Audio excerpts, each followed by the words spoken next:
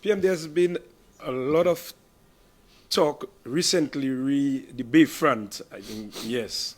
The Bayfront, we have the Bayfront vendors, etc. And then the police, we were out there, demolished a place on something on the Bayfront belonging to one particular individual.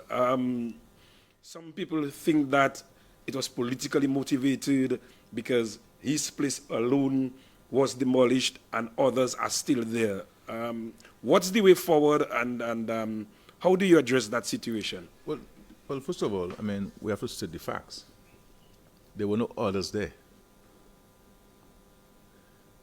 There were no orders there. So I think we have to state the facts. I'm not sure of political concern. I do not know the gentleman personally or otherwise.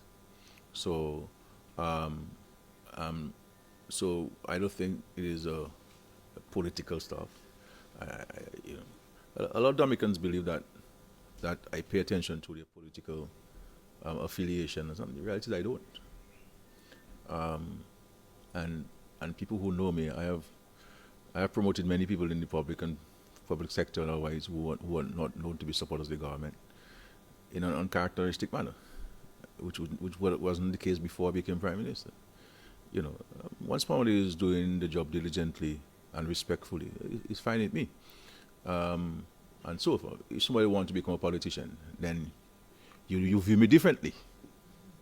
You understand? And therefore, you know, I don't take on people, but if you want to take me on, then I'm fine.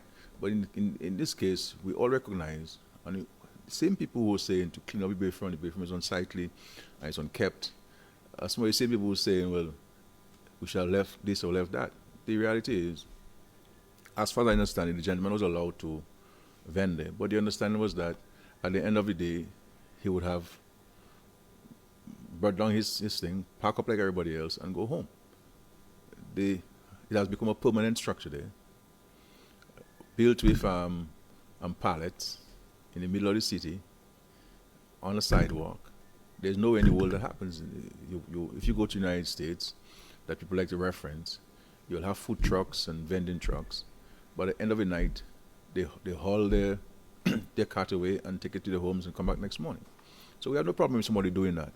If the guy has a cart and he's selling there to people, and at the end of the day he hauls it away, then that's great. We can facilitate that, but not a permanent structure there. There's no way you can get a liquor's license because the law is very clear on how you attain a permanent liquor's license. You must have a permanent address. You can't get a food handler's license permanently if you have no water in the place, you have no electricity in the place, something. And what if somebody were to go there? What if somebody would go there and they get food poisoning? You know what they're gonna blame? How could you allow the guy to there? No food handlers, he has no water, he has no lights, and so we have no problem in fact. We're producing heavily, and people wanted to buy food. We allow farmers to back up their trucks and the pickups on the Bayfront to sell. You understand? Because we wanted to ensure that everybody could be facilitated during that period and so forth. Once COVID ended, everybody went back to the market. And so we facilitated it. Same thing with the vendors. We know that every day, majority of the vendors at the end of the day would have taken their stuff, put on their pickups and the little cars that they would have bought, and take home and come back and set up. We have facilitated them, especially in COVID time, ensuring that people make a dollar. They've been there, and the place has become unsightly. Most people have an issue with unsightliness, and we have to ensure that we enhance the visitor experience, and we also enhance the vending experience there.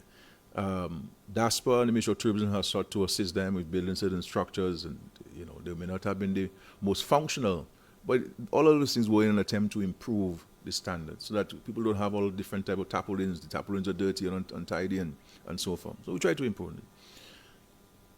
I led a delegation of government, and I met with the executive of the Vendors Association and some other vendors, and we had the most beautiful meeting. Where we arrive at measures that we can take in the short term to address the unsightliness of the vending on the Bayfront.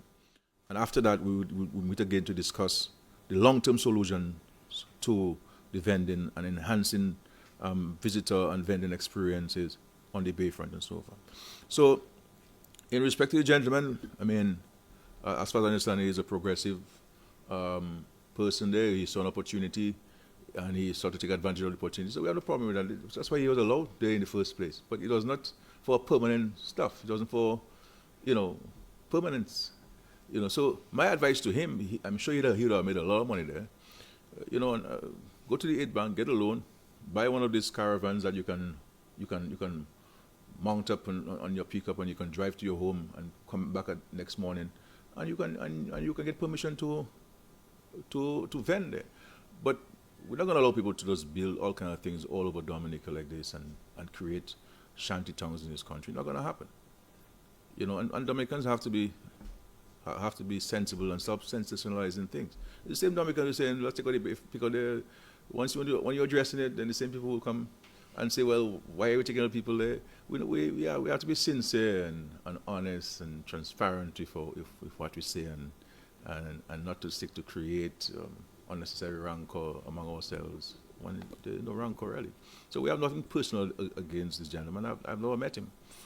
I don't think I've ever met him. I don't even know his name. But I have no problem meeting him, so we can discuss. I can suggest to him or advise him on what I believe he can do to be able to operate from there, but not with pallets for sure, or not with old galvanized for sure, or not with old farm work you take from a construction site. Not going to happen in the city. We have to elevate this country and enhance the country, and there must be law and order, and decency, and pride. So that's my personal, that's my view on it. But political, no, not at all. I don't want to go to bed thinking of Leonard Clinton farmer for somebody else. I go to bed thinking about the challenges I have to confront in Dominica and how I can improve the lives of Dominican people. I know they go to bed thinking about me and waking up about me every day. They even, when they call your wife, they even call my name, And then you're like, I see it's approaching 10 o'clock, but I just have a final question. It has to do with the presidency of Dominica.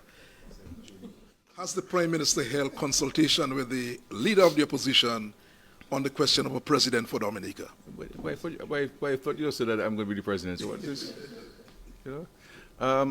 no, at the appropriate time, and in conformity with the provisions of the Constitution, that to be done. But I still have a lot of time. I still have a lot of time to engage on this. So it can be done 20 days before, 40 days before, 50 days before, not necessarily 90 days before. As you said, you have somebody in place. Yeah. Yes. A Dominican. Could I mention a few names? No. You can send me a WhatsApp on this.